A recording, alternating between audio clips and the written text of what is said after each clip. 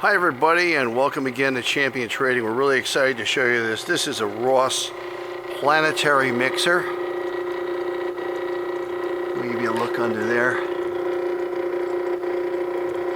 One of the smallest ones I've seen. It's listed as a half pint. This is the chamber which slides up in there. See on the 1/8 ports on each side for your jacketing.